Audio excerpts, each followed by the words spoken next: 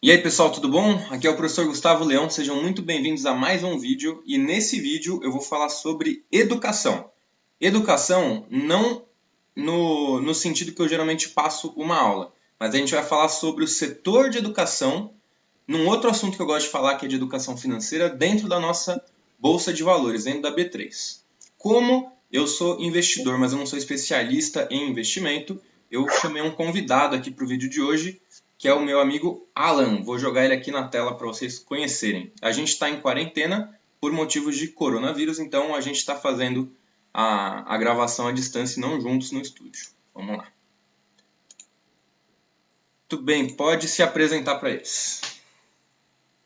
Opa, tudo bem? Meu nome é Alan, sou especialista em investimentos pela Ambima, né? Tenho uma expertise aí de 10 anos no mercado financeiro, trabalhei em banco durante muito tempo. Atualmente sou estudante e me dedico aos estudos e diversas outras áreas que agreguem conhecimentos para mim e para todos. Então, eu estou aqui para complementar aqui com alguns comentários referente à educação, tá? Só que do setor da educação. Então, vamos sempre lembrar disso, tá bom? Obrigado.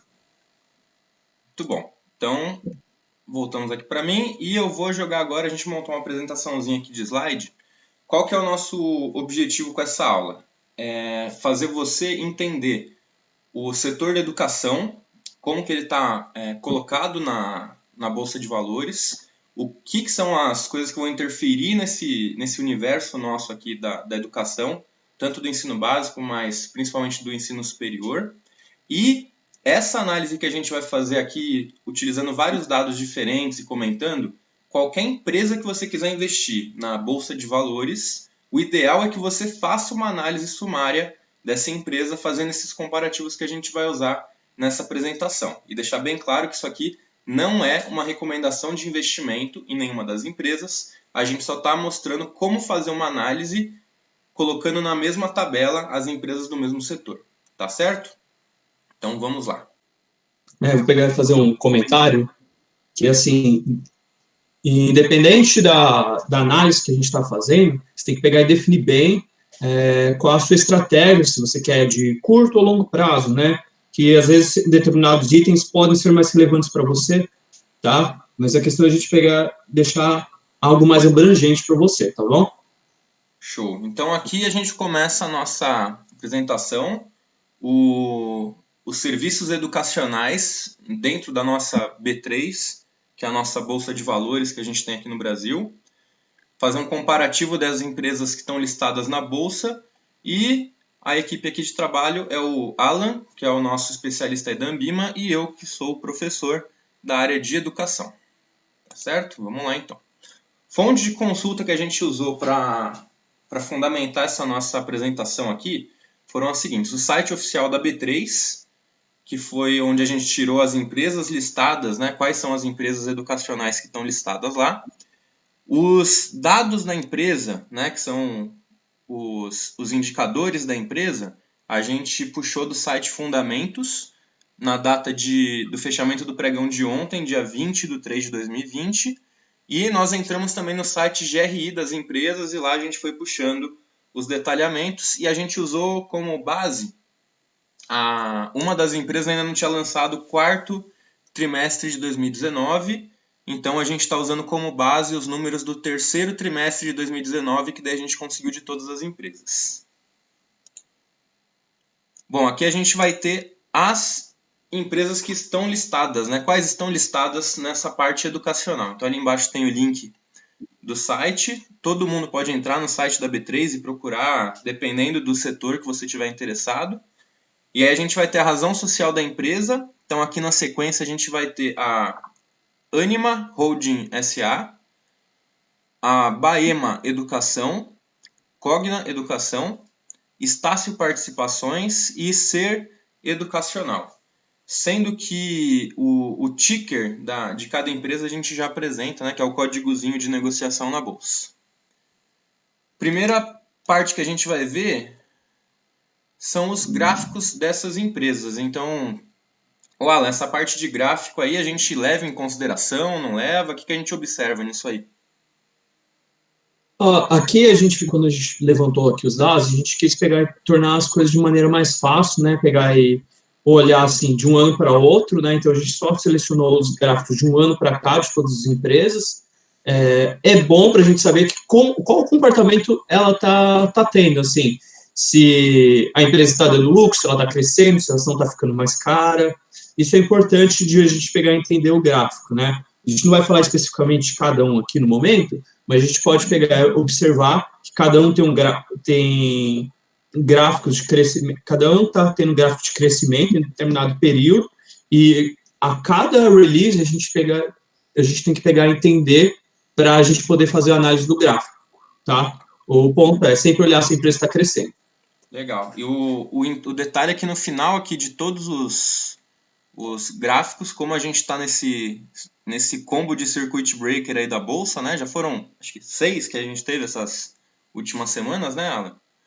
Eu acho que foram 6, né? Até o momento foram 6. Até segunda-feira a gente descobre, né? E todas estão com essa queda abrupta aqui nesse último período, que é em virtude desses circuit breakers, mas o gráfico anual, desde abril do ano passado, a gente vê que algumas voltaram a um patamar um pouquinho abaixo do que estavam, né? Então hoje elas estão um pouquinho mais baratas do que elas estavam há um ano atrás, e algumas que não estavam com crescimento tão alto e caíram para um número bastante abaixo da média aí do ano anterior. Mas a análise gráfica para a gente não é tão interessante, que a gente quer saber a qualidade dessas empresas.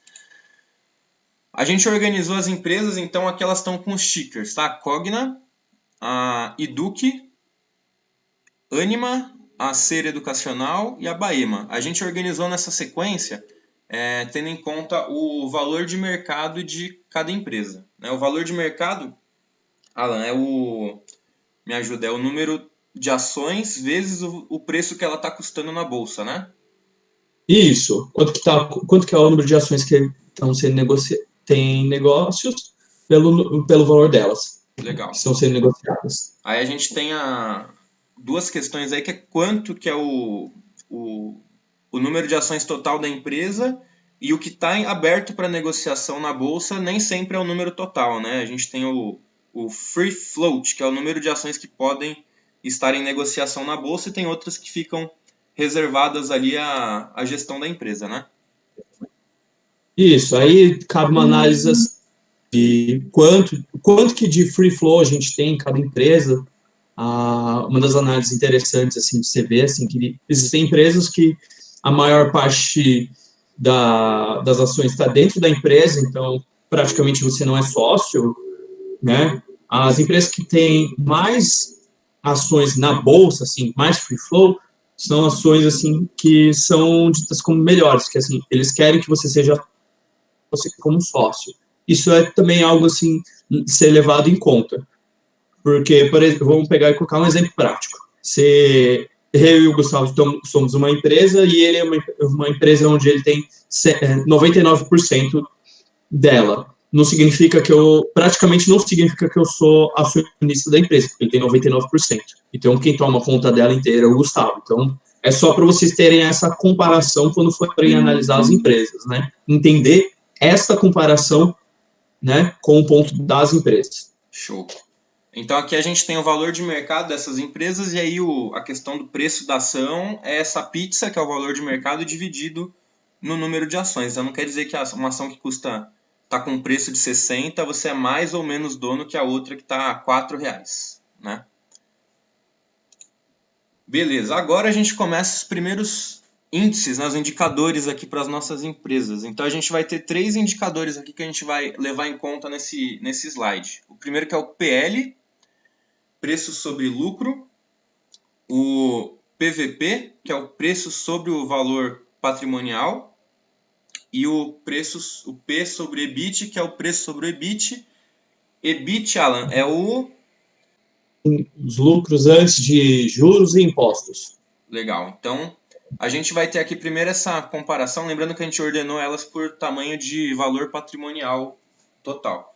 O PL, quando a gente diz que o PL da Cogna, que é a antiga Croton, né, está em 17,83, o que isso pode significar para mim? Assim, se eu comprei essa ação por um preço X, Esse 17 é o lucro, lembrando que é anual, então seriam 17,8 anos, que só o que ela me dá, tipo, de dividendo, ela me daria uma outra ação, é isso?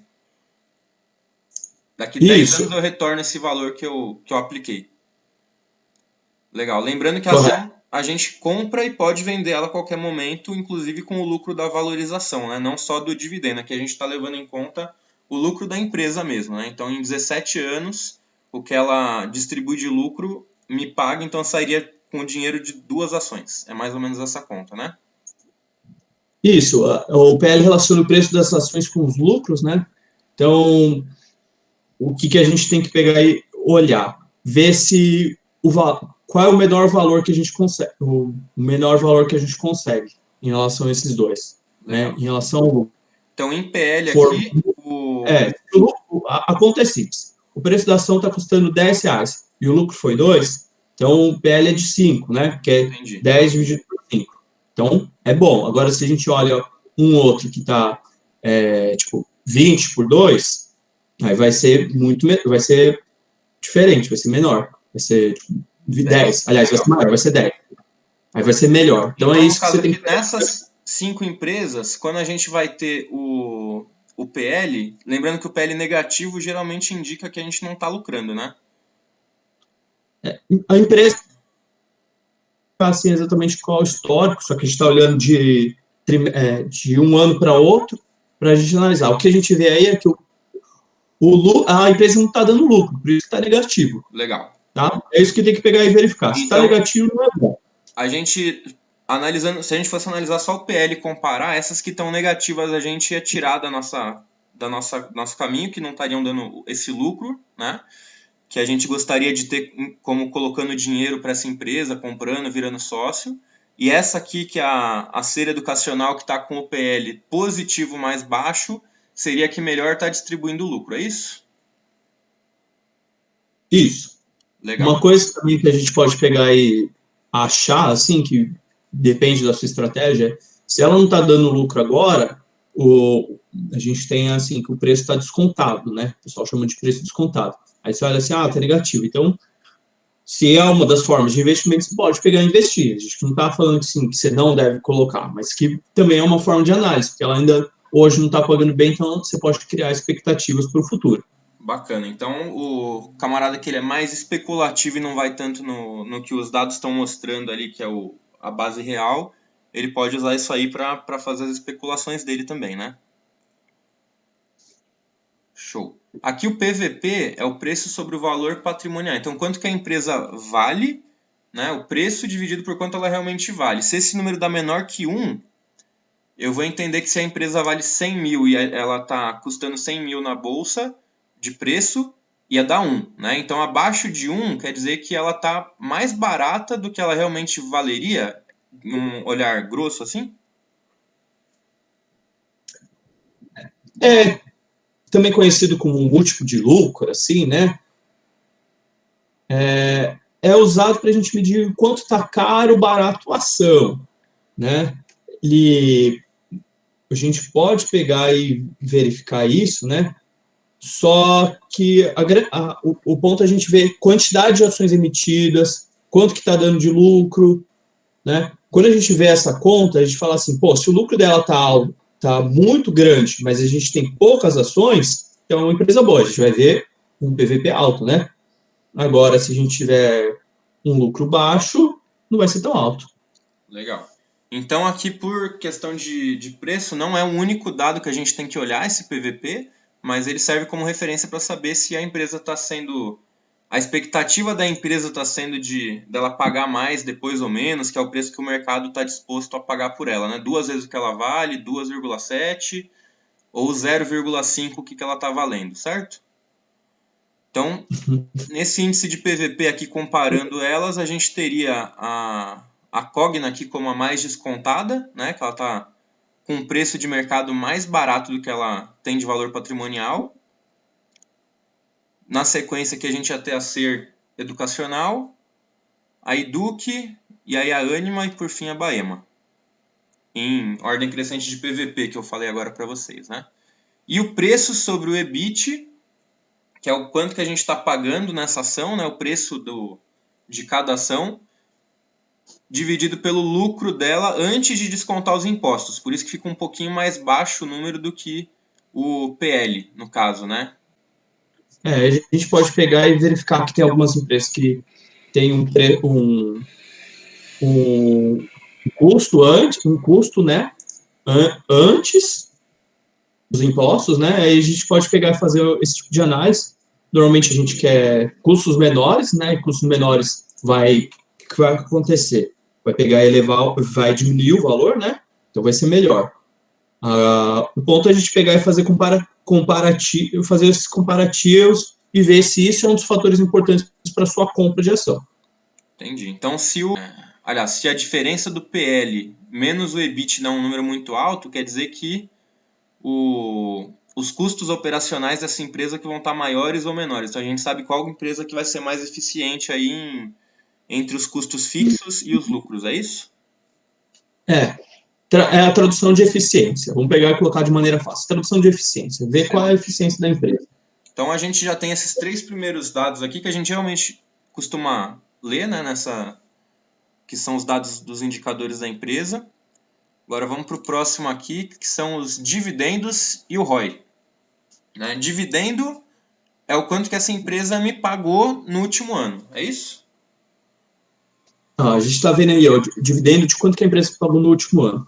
O que a gente espera de uma empresa? A gente espera ficar sócio de uma empresa boa, uma empresa que dá resultado. Aí a gente pode fazer a seguinte comparação aqui, ó, entre elas. Aí a gente está vendo que tem 2 empresas aqui que não pagaram dividendos. Aí eu pergunto para vocês que estão assistindo o vídeo, vocês investiram em alguma coisa que não dá dinheiro para vocês? Esse é um ponto. Agora, outra coisa também que vocês têm que pegar e verificar. Vocês estão vendo que tem 2 das grandes empresas, que é a Cogni e a Educ, que elas têm um dividend yield muito próximo, são empresas já consolidadas. E elas pagam bem próximo. Então, é algo a se considerar como que essas empresas trabalham. Agora, a gente tem a Ser, que está ali pagando 18. Aí a gente vai continuar a análise para a gente pegar e entender exatamente por que ela está pagando 18, mas também é algo bom, né? Se é uma das características que você coloca para investir o seu dinheiro, falar assim, eu acho que eu quero colocar meu dinheiro numa empresa que vai me pagar bons dividendos. Esse é um dos critérios legais. O mesmo serve para as outras empresas também. Não está pagando dividendo hoje, mas no futuro pode pagar. Então, você tem aquele preço descontado. Legal. Então, o dividendo seria mais ou menos assim. Se eu tivesse R$100 em Cogna no último ano, eu teria ganho 2,10 de dividendo. Se eu tivesse R$100 em Ser Educacional, eu ia ter ganho R$18,70 de dividendo. E as que não estão pagando nada, eu ia estar com os meus R$100 lá só com a oscilação do mercado. Mais ou menos isso, né? Isso, correto. Bem prático. Show. Então, o dividendo é o quanto que ela pagou no último ano. Lembrando que o que ela pagou no ano anterior não significa o que ela vai pagar no outro, né? A gente vai ter que ver a linha de crescimento e a estratégia da empresa, porque às vezes ela está pagando menos, mas está comprando mais coisas. Então, ela não está distribuindo para os acionistas, mas está aumentando o tamanho da empresa e no futuro ela vai acabar pagando bem. E aqui o ROI. O que é esse ROI aqui? Fala aí pra gente. O retorno sobre o patrimônio, né? Ele mede a capacidade de agregar valor para uma empresa, assim, para os seus investidores, né? A gente tem que verificar. Aí depende do patrimônio da empresa para a gente pegar e verificar. Aí a gente vê que tem alguns ali que estão negativos, né? O dinheiro que a empresa tem, dinheiro não, o patrimônio. O que é o patrimônio? É quantas casas a empresa tem, quantos negócios ela tem, né? Se o patrimônio está negativo, quer dizer que ela não está dando lucro ainda. Aí a gente vai e olha para o lado aqui, ó. A yield. Ele pagou dividendo na Anime 3? Aí você olha o ROI. Não. Aí você vê que um complementa o outro, só que aí na hora que a gente vai vamos pegar e fazer comparações com a Anime e a Buy 3. Um ROI é 1,4 negativo, enquanto a outra é menos 12. Aí você tem entre 2 opções, aí você faz comparativos na análise. Qual das 2 eu vou pegar e achar um preço descontado? Qual das duas tem que estar, vamos dizer assim, mais barato? É Legal. uma análise que você pode pegar e fazer para verificar quando você utiliza o ROI, o dividend yield. Eu acho que o dividend yield deu uma distorção ali na série educacional, mas o ROI ele é bem diferente de todas, né? Um é menos 12, menos 1, 3 positivo, 13 e 20, né? Então essas empresas elas estão em ritmos de crescimento e geração de lucro bem diferentes uma das outras, né? Isso aí é um ponto que tem que analisar de uma para ver com mais calma por que ela está crescendo mais ou menos, né? Próximos índices aqui para a gente, dívida bruta e o patrimônio líquido, né? Então, quanto que a empresa tem de dívida sobre o que ela tem de patrimônio. O pessoal tem muita dificuldade, Alan, de entender o que é operar em dívida. E eu costumo explicar de um jeito, mas eu sou professor de geografia, então talvez eu esteja falando besteira. Olha o exemplo que eu dou. Você tem um dinheiro guardado na sua conta, tá? Ou em aplicações, ou na sua conta poupança, ou na sua conta corrente, por exemplo, 20 mil reais. E você está pagando as contas desse mês num cartão de crédito. Então você não está tirando direto do seu caixa e pagando tudo no débito. Você está pagando no crédito e no mês que vem os lucros, que é o que você ganhou no seu salário, você paga o cartão à vista e aplica mais um pouquinho. Então você está operando em dívida, usando esse cartão de crédito, mas você tem um patrimônio ali investido que às vezes é maior do que essa dívida mensal que você está contraindo. Eu posso fazer essa associação aí com a empresa também? Por que elas operam com dívida? Pode, porque até as próprias empresas, elas, por questões de negócio, elas não se fazem necessário utilizar o próprio dinheiro para ir para todas as suas coisas, assim, eu vou colocar como coisas. Elas pegam, ficam com dívidas, elas criam dívidas para poder fazer investimentos melhores em outras áreas.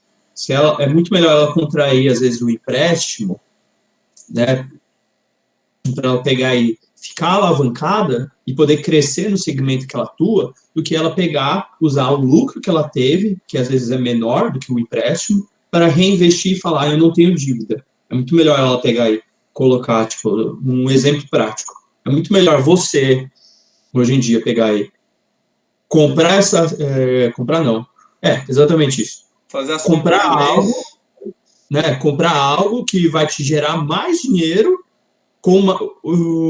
usando um empréstimo. Isso não é muito fácil de entender, mas como você pegou e falou do cartão de crédito, que você vai pagando o cartão de crédito antes mesmo de receber. É exatamente isso que as empresas fazem, mas tudo por uma questão de negócio. A grande questão é, tipo, será que elas geram receita mesmo para conseguir pagar tudo isso? Então, às vezes, quando você olha assim que elas têm muita dívida, pode ser que seja um mau negócio, mas é algo que você tem que pegar e analisar em qual segmento ela está atuando, exatamente. É uma das escolhas que você tem. Bacana. Então aqui, ó, quando a gente vê, por exemplo, a Anima, ela tá com mais dívida do que o patrimônio líquido, né? Então se ela tem um patrimônio de 100 mil, ela está devendo 180 mil. É basicamente isso, né? 1,8 que é o dívida pelo patrimônio. Ela está devendo mais do que ela tem de patrimônio. É isso? Correto. A gente pode pegar aí a gente, se a gente pegar e lembrar dos outros dados anteriores, a gente está vendo que ela não está dando lucro ainda. Ela, vamos dizer assim, a gente vê que é uma empresa em expansão. Esses números indicam uma empresa em expansão ou uma empresa ineficiente. Legal. Então, ou essa empresa, aí cada um vai ter que depois dar a sua própria opinião, né? Que não é uma indicação, mas avaliar se essa empresa está nessa situação de dívida porque ela está tentando crescer ou porque ela está numa situação difícil. Legal. E aqui, ó, a gente tem essas duas aqui que estão com 0,15 e 0,18, né? Ou seja, elas estão com uma dívida super baixa em relação ao patrimônio líquido. Elas têm, exemplo, né, o patrimônio de 100 mil e elas estão com uma dívida de 15 mil ali no mês. Então elas estão 15 mil, 18 mil, uma dívida muito abaixo que elas poderiam pagar à vista tranquilamente, sem utilizando patrimônio se fosse necessário. É muito bom comentário que você pega você pode pegar e fazer essa análise. Indica que é uma empresa assim que está sendo responsável, não está se alavancando demais, né? Aí Legal. ela é muito bom isso. Então, ó, a barra 3, apesar dela estar com aqueles números negativos, de não estar com crescimento, ela também não está endividada, né? Então a gente pode dar um ponto de de equilíbrio aí na análise, não é só coisas negativas, ela está com o caixa bem balanceado, está com uma dívida baixa, né? Assim, é aquilo, né? Para cada item, a gente faz a análise sempre lembrando do anterior, né? A gente vai colocando um ponto positivo, outro ponto negativo. Mas a gente sempre tem que pegar e ter todos os dados à mão. A gente olha aqui, realmente, dívida sobre patrimônio. O dívida tem, como todas as outras, até menor que as grandes players do segmento, que a gente olha lá em cima, que é 753, ela está menor. Então, tá bom, então vale a pena. Você fala assim, não, eu quero uma empresa que não tenha tanta dívida. Se é uma das estratégias. Bacana. Ela escolhe. Legal. Então, mais um dado aqui importante para a gente dar uma olhada para ver se essa empresa está ou não muito endividada ou não. Preço importa, Alan? É a dúvida que tem do mercado financeiro, né? Tem gente que morre defendendo se preço importa ou não. Pode falar.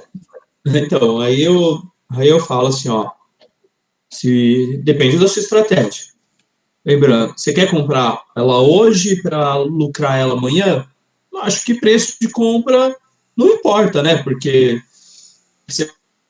então, se você colocar numa empresa hoje que está R$10 e amanhã ela vai estar 20, ótimo. Se ela está R$10 e amanhã vai estar 15, ótimo. Você vai ter, nos dois casos, lucro. Né? Se essa é uma estratégia que você está colocando. Agora, se você falar assim, não, preço de compra não importa, mas para o longo prazo. Você comprou hoje ela R$10, daqui 10 anos ela vai estar 20, não importou muito assim o preço que você comprou. Agora, se você acha que importa, assim, importa se a empresa não é boa.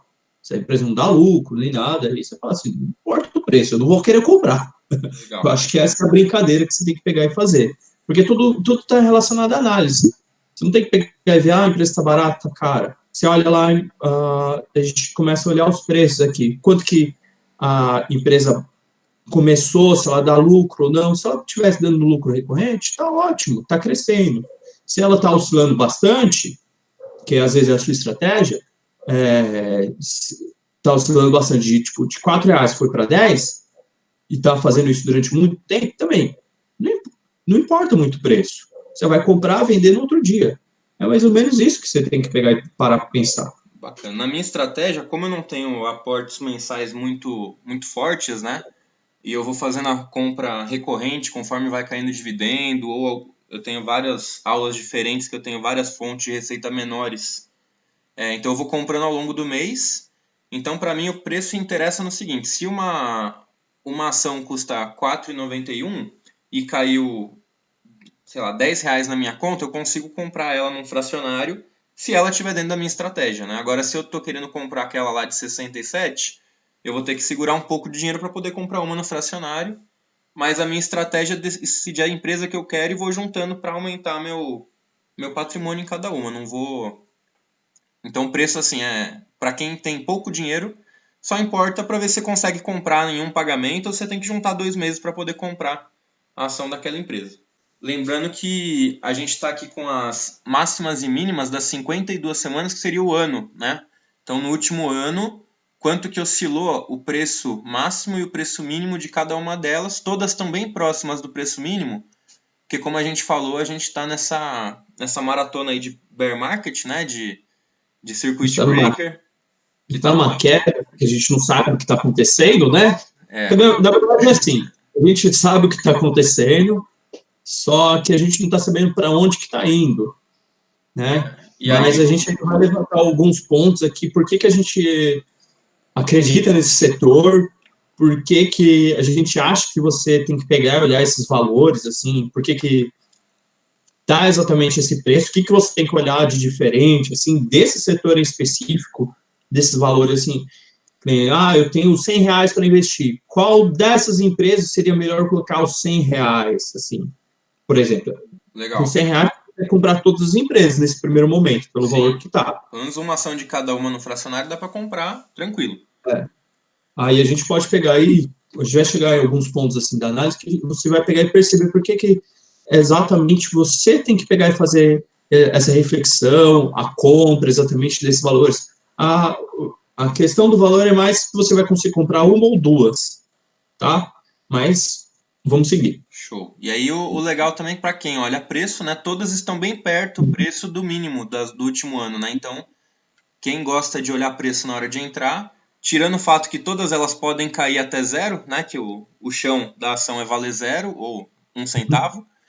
Então todas estão num preço comparado aqui nesse último ano, pelo menos que está um preço bom de entrar, né? Quem ficava olhando para o passado, falando, aquela época o preço da ação estava mais barato, agora é uma boa chance de analisar as empresas que quer para poder entrar no portfólio. Preço e ticket por aluno. Essa daqui a gente fez olhando no site de RI também, né? Então tem algumas aqui que estão sem os dados, que a gente não conseguiu a base de alunos, nem o ticket médio. E a gente diferenciou aqui, que elas próprias diferenciam entre o ticket do ensino presencial e do ensino EAD, que a gente vê que o preço, né, o custo mensal que esse aluno paga aí de mensalidade é bem distoante, né? Acho que uma coisa que o que a gente queria levantar aqui, assim, qual é o ponto desse negócio da educação, que você tem que pegar e olhar como você vai fazer a compra da maçã, fazer uma análise, assim. O que esse segmento atua? O que ele vende? Ele vende educação. Então, qual é o tipo de aluno que eles têm? É presencial ou é EAD? Que são as formas de ensino que eles têm? O que eles... Então, quando a gente levanta esse ponto, a gente pegar e entender onde que eles estão atuando, se eles têm alunos, quantos de alunos eles ganham por cada aluno. Exatamente isso que a gente queria pegar e te mostrar na hora da análise, assim. Aí quando você vai pegar e falar assim, mas a Ser não era uma empresa boa lá no passado por causa do ROI dela. Mas quando eu olho o ticket dela, assim, presencial é menor, será que é melhor? Fazer essas comparações. Todos os indicativos que a gente está trazendo aqui que são para você pegar e chegar a olhar em relação qual é a base de faturamento, que são dos EADs ou do presencial, né? Legal. Aí, Gustavo, fala aí sobre um pouco dos seus números. Então, a gente tem aqui o total de alunos que soma EAD e presencial, né? Então, a gente fez a soma ali da base de alunos. Lembrando que tem alguns que tem mais aluno, o forte é o EAD e outros que o forte é o presencial. Então, aqui a gente colocou uma base geral com todos esses alunos. Então, dessas que são listadas na bolsa, né? A gente vai ter a Cogna com uma base de alunos bem maior que as outras. Também ela tem um número de empresas vinculadas a ela muito maior, né? Ela tem atuações em diversos segmentos aí. O forte dela tá no EAD. Na sequência, a gente vai ter a Educ, que é a da Estácio, né? Também tem uma base de alunos aí comparado com os outros forte. A Anima e a Cera, que estão com números bons, né? Mais de 100 mil alunos, cada uma também. E a Baema a gente não conseguiu os dados no site de RI, nem o base de alunos e nem o ticket do custo. Mas a Baema ela é focada na educação básica e não no ensino superior, pelo que a gente observou no levantamento da empresa. Então a gente tem aqui o número de alunos que essas empresas possuem, né? E o ticket médio entre o ensino presencial e o ensino EAD, que depois a gente faz uma reflexão, qual deles que é uma tendência que a gente enxerga.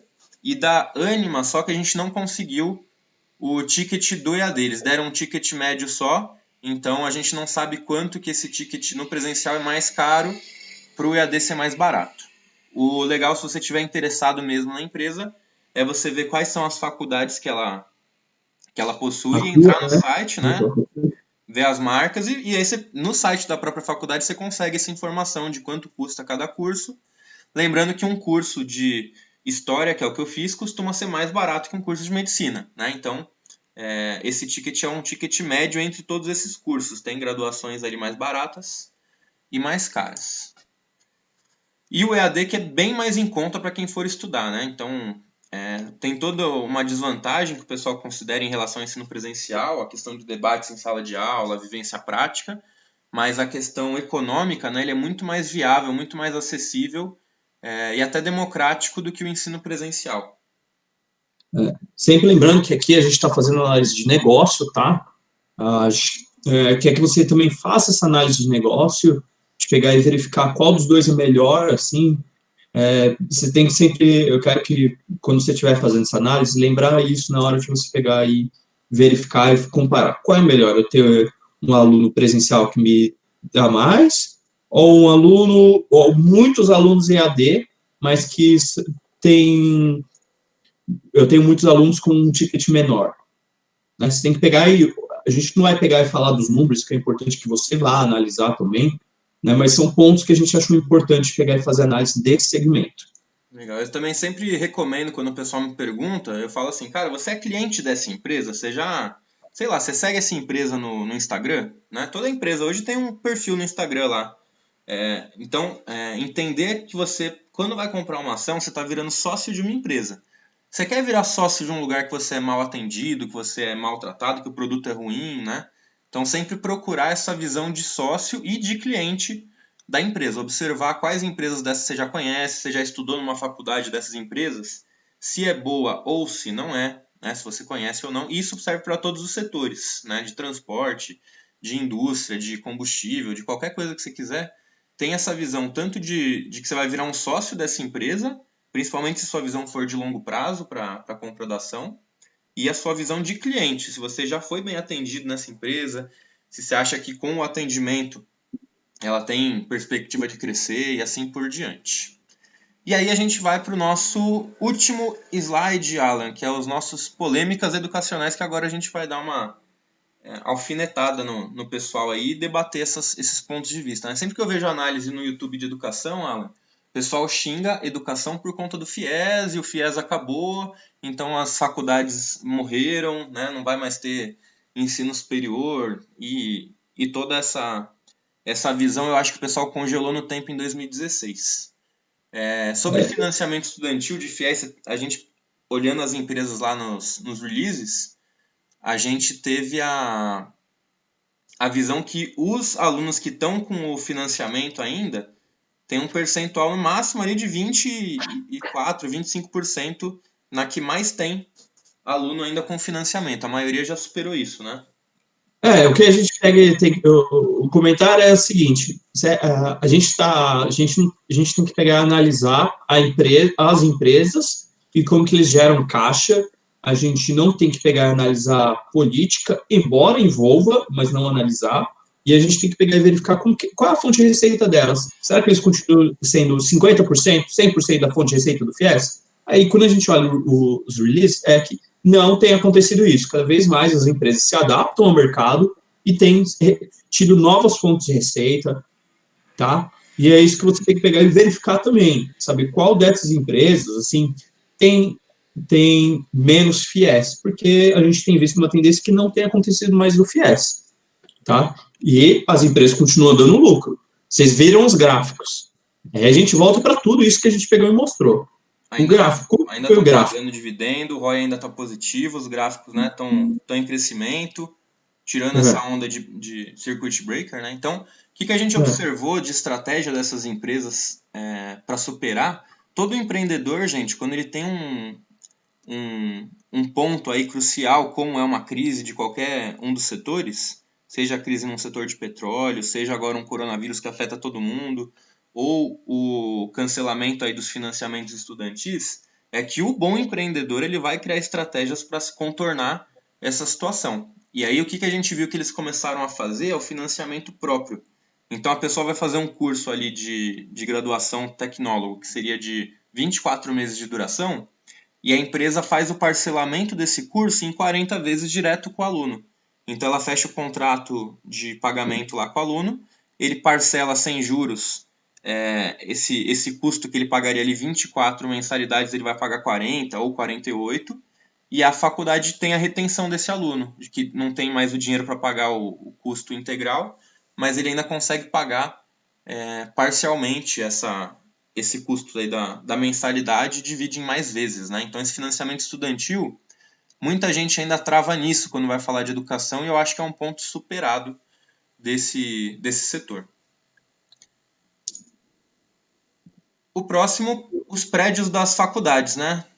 Lembrando que todas vão ter o ensino presencial. O que você me fala de tendência? O que você visualiza no mercado aí dos prédios lá? Olha, vou pegar e falar assim de uma tendência que está acontecendo, que vocês podem ver aí, assim, para você, pequeno, grande investidor, mas eu acho que todo mundo já viu sobre os FIIs, fundos de investimentos imobiliários, assim, acontece que, assim, os grandes grupos econômicos, né, parte deles se focam apenas na sua área, como parte da educação.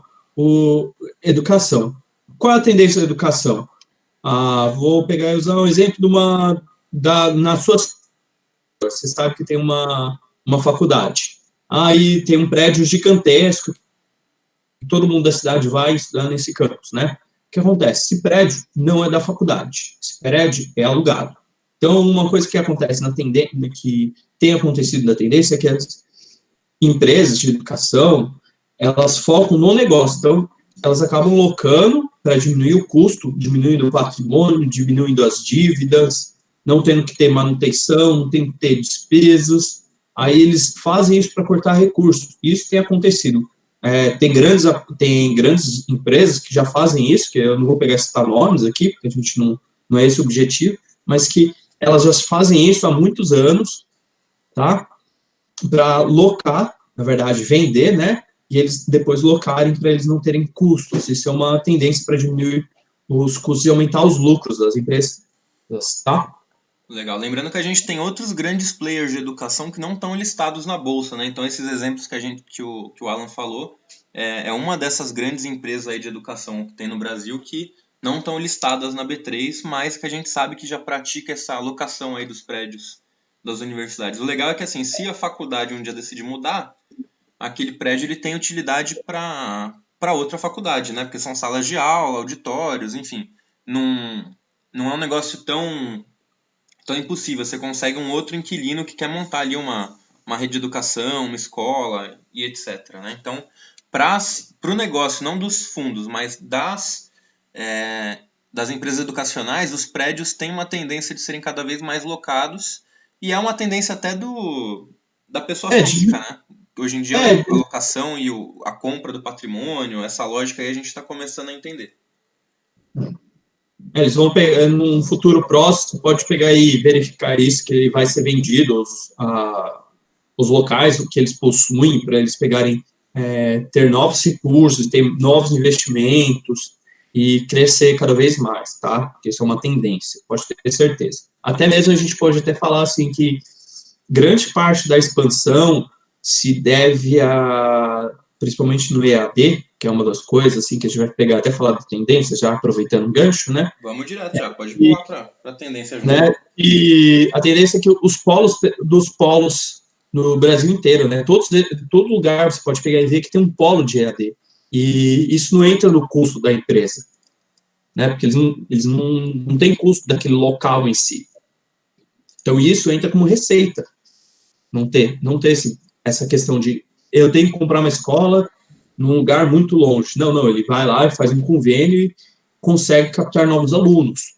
Isso mesmo. Legal, eu já trabalhei em unidades escolares que, não do ensino público, né, mas algumas privadas, particular que eu dou aula, aula particular, que só de você ter uma secretaria, as faculdades online vão lá, te procuram, elas pagam um valor simbólico ali por mês para você ser um polo de matrícula, só para o aluno poder ir lá, fazer um pagamento, imprimir um contrato e eventualmente fazer uma prova, né? Eu também já apliquei bastante prova para a faculdade à distância e eles pagam ali um valor para o aplicador da prova, não era especialista em nenhuma das áreas que eu aplicava a prova.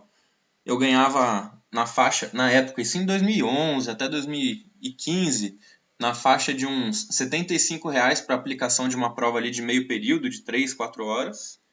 E eu não tinha vínculo empregatício com a empresa, né? Então você diminui muito o custo operacional, você não tem o funcionário, aplicador, né? Então o Polo EAD ele tem toda essa dinâmica, fica um custo irrisório ali para a empresa poder colocar esse polo, que ela já aproveita uma outra instalação de uma outra empresa e só soma, né?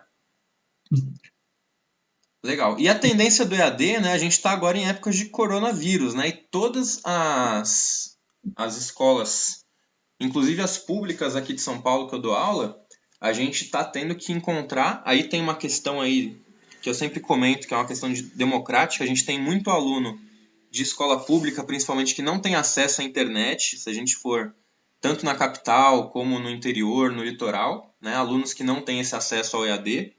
Agora, em épocas de crise, né, a gente tem vantagens em ter um EAD. Por exemplo, para sair aqui de Ituí para São Paulo fazer a faculdade presencial, eu não tenho ônibus para voltar de São Paulo para Itu, porque a aula acaba 11 horas, já não tem mais ônibus, então eu tenho que ter um custo de combustível. E se eu for de carro, tem também o pedágio, enfim, a manutenção do veículo próprio, o risco e o tempo que eu gasto para estudar. Tudo isso numa faculdade, quando eu fiz um dos cursos EAD, você não tem nada desse custo, né? Você está em casa, você só tem o custo da internet, você não perde tempo no trânsito, no metrô, na estrada. Você tem uma diferença de qualidade, né? O que você acha melhor, EAD ou presencial para estudar? No sentido assim, de aprender aula. O que você acha que é melhor? Assim, não vou pegar ele ser tão tendencioso, mas o fato é que o EAD, ele procurar não ser esse daí, o anjo demônio, né? Uhum. Mas a questão é que o EAD, assim, é prático, é fácil, ele está ali de fácil acesso, as aulas, o modelo que eles fazem, assim, é bom, não tem por que reclamar. E outra, a gente também tem que pegar e pensar assim, é algo de grande alcance. A gente tem que pegar e entender que é de grande alcance. Exato. Por mais que as pessoas não tenham tanta internet assim no Brasil inteiro, é mais fácil você ter uma pessoa com internet do que não ter. Né? Exatamente. Você tem modelo, você pode criar modelos de negócio, assim, a gente não vai pegar e entrar em tantos detalhes, assim, mas o fato é que muita gente consegue ter um computador hoje em dia, até mesmo no celular, já é capaz de rodar as aulas e pegar e fazer algo de ensino, né? Não é necessário tanto assim. Então, os custos são muito menores. Como mesmo você falou, assim, dos custos de você pegar aí, em relação a tempo, que a gente quase não... A gente não pode nem mensurar tempo, que eu não acho que entra na conta, mas entra, né? Entra, lógico que entra. Tempo é dinheiro, né? Mas tudo bem. Não é quantificável para essa... Não é quantificável, porque tempo é igual para todo mundo. Mas, assim, você gasta um tempo para isso, quando você tem um EAD é muito mais fácil. Então, isso, vocês pegarem e verificarem alguns releases, olharem assim, vocês vão ver que tem um crescimento enorme. A gente está tendo algo assim nesse momento, vocês vão ver muita gente utilizando o computador, isso vai crescer gigantemente, e a gente vai pegar e aguardar para a gente poder falar as comparações. Aí já é o futuro, né?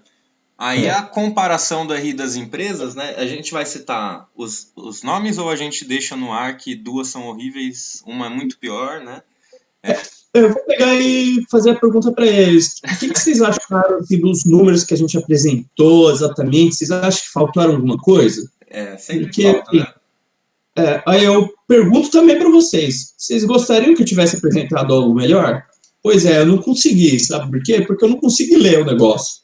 Se eu não direito, vocês que às vezes não têm tanto traquejo, que não sabem onde está procurando, vocês acham que vai ser fácil também? Você quer pegar e ficar perdendo o seu tempo? Aí a gente volta com... Vocês querem gastar o tempo de vocês, que eu acho que é muito precioso, todo tempo é precioso, né? Vocês querem gastar o tempo onde você não consegue achar informação, onde vocês não conseguem pegar e fazer uma análise? Digo mais, como a gente está falando, Alan, de educacional, eu acho que tinha que ser, no mínimo, as empresas mais didáticas para a gente ler um release, né? Release, para quem não sabe, é um PowerPoint que a empresa faz para apresentar os resultados de uma maneira mais didática, mais lúdica, né? Com gráficos, com desenhinhos, explicando.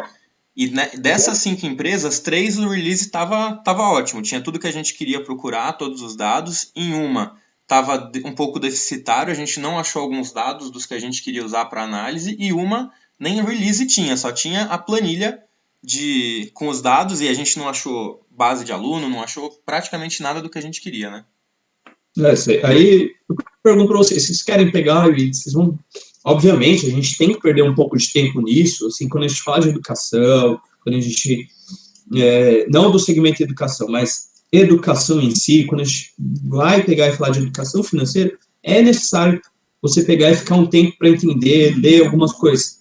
É rápido, a gente não gastou tanto tempo para ler isso, a gente conseguiu fazer aqui, mas você, assim, que não tem tanto traquejo, você quer pegar e perder tempo com alguma dessas empresas, aí você vai pegar e ficar claro, assim, que quantidade de números que a gente apresentou, tudo exatamente. Eu sou crítico a essas empresas, eu acho que a empresa quer que você seja sócio, quer que você lê sobre ela, tudo que você compre a ação dela, tem que estar tudo informado.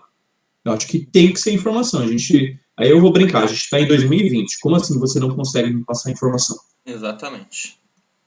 Não consegue montar um PowerPointzinho com uns gráficos coloridos, né? Enfim. E aí, então, essa comparação dos RIs, vocês que estão assistindo esse vídeo podem entrar e fazer, né? E aí, o último ponto que a gente coloca aqui das polêmicas educacionais é justamente a questão da... O ensino superior, ele tem uma evasão muito alta. Né? Quem já fez cursos de graduação nos últimos 10 anos sabe que a quantidade de alunos que entram, a cada 40 que entram, dependendo do curso, 5 se formam. Em cursos que tem uma retenção boa, 20, né? Então, também é uma crítica que as pessoas fazem e essas educacionais, elas percebem isso. Então, qual que é o ponto que a gente observou? É a educação básica, que é o ensino educação infantil, fundamental e o ensino médio. Até dos 4 aos 17 anos, por lei, hoje, esses jovens aí de 4 a 17 são obrigados a estarem frequentando a escola.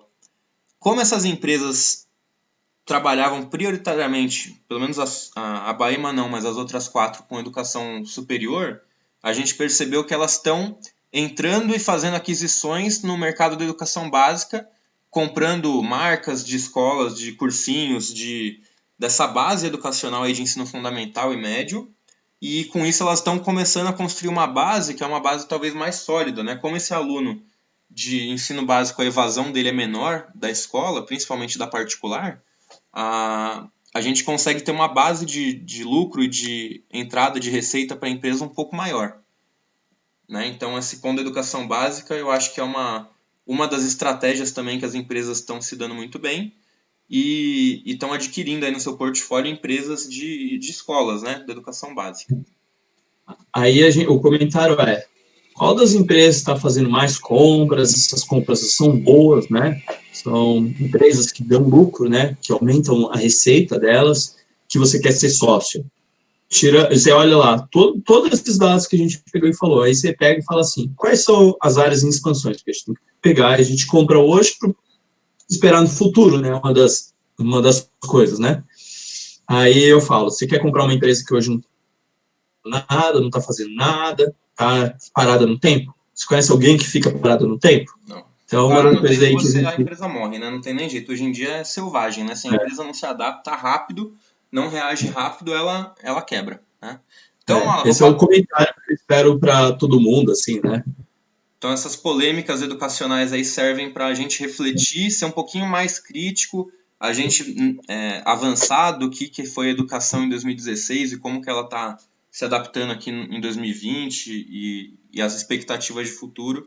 Eu acho que são pontos relevantes aí para a gente ver essas listadas. Eu vou dar uma passada geral, Alan, de novo nos slides, lembrar o pessoal que isso aqui não são recomendações de investimento.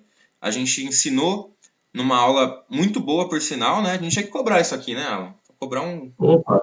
Não é qualquer um que tem paciência de passando um Colocar o número da minha conta aí pro pessoal depositar. Então a gente vai passar aí de novo os slides para quem perdeu algum detalhe, aí dá uma pausa, refaz as suas reflexões. E não é uma recomendação de investimento, tá? É para ensinar vocês e vocês podem replicar essa metodologia de construir as tabelas e de fazer a leitura do site GRI, do Fundamentos, para vocês fazerem análise de qualquer empresa da Bolsa. Então aqui começamos, né? Nos apresentamos. Ô Alan, para te achar no Instagram, como é que faz? Se alguém tiver alguma dúvida, porque eu não vou responder. Se tiver alguma dúvida exatas, Modesto, ou procurar Alan Modesto no Instagram, você consegue me achar. Beleza? Tá bom? No LinkedIn também, Alan Modesto. Tá? Ótimo. Aí você pode pegar e fazer contato lá comigo, a gente pode trocar uma ideia, tá bom? Fechou. Aqui as fontes de consulta, o pessoal pode entrar ali no site da B3, esse site Fundamentos aí a gente usou para tirar os números da empresa, e o site GRI para ver a parte de base de aluno, sticker de aluno. Aqui um vislumbre de qual que é a tabela que você acha quando você procura um tipo de serviço ali das empresas listadas na B3. Os gráficos do preço das ações, né? Todas caíram aí, então estão praticamente na base aí de um ano para cá. Valor de mercado, entender o tamanho da empresa, relação ao patrimônio, o PL, VP, para você também entender quanto que ela lucra, quanto que é o preço dela, quanto que é o lucro antes das ações, né, antes dos juros, aliás. Dos impostos e dos juros, né? Dividendo, que é quanto que ela te pagou no último ano, lembrando que isso aqui não é garantia, não é uma coisa recorrente, todo ano isso aí muda, né? E o preço da ação vai interferir também nisso. Uhum. O ROI, a dívida bruta pelo patrimônio, para ver se a empresa está muito alavancada. Depois você tem que analisar se isso é para crescimento ou não, se ela está em maus lençóis. Um dos indicadores, né? Sempre lembrando que é um dos indicadores. Quantidade de alunos aqui que a gente tirou, presencial e o EAD, para você ver qual empresa que é mais forte. Então, lembrando que a Cogna e a Estácio tem uma base EAD um pouquinho maior que a presencial, e as outras, né, tem uma base presencial bem maior do que o EAD. Talvez eles comecem a se desenvolver, e a Baema aqui a gente não conseguiu os dados disso aqui. O preço da ação e a máxima e mínima do último ano, para vocês terem noção aí de como que está o andamento dessa ação. Todas desvalorizaram no circuit breakers, né? Mas isso acho que é geral da bolsa, nenhuma empresa. O mercado como um todo, não adianta, é o mercado como um todo, a gente tem que pegar e entender isso, mas a gente tem que pegar e fazer a nossa análise, né? A gente tem que ficar, assim, confiante na hora que a gente compra e verificar todos os dados. O ticket por aluno, que a gente tirou dos sites de RI, que é quanto é a média de mensalidade que cada um, que é a receita desse tipo de negócio, né? Se você for comprar uma empresa de varejo, você tem que tirar o ticket médio de quanto as pessoas gastam comprando televisão, celular, esse tipo de coisa. No caso aqui, educação, são as mensalidades dos cursos, né? E as polêmicas educacionais que a gente comentou. Deixa eu voltar aqui para nossa cara. Olha eu aqui de novo, né? Deixa eu acender minha luz. Então, Alan, queria agradecer a participação. Muito obrigado mesmo. Eu nem tenho como agradecer. A minha dica para o pessoal é essa aqui, ó. Vai estudar, né? Vai estudar. Você quer se interessar por um assunto? Mergulha nisso. Puxa o máximo de informação. Hoje em dia a internet está aí para todo mundo, né? Vou passar aqui para o Alan poder se despedir do pessoal também. Aqui.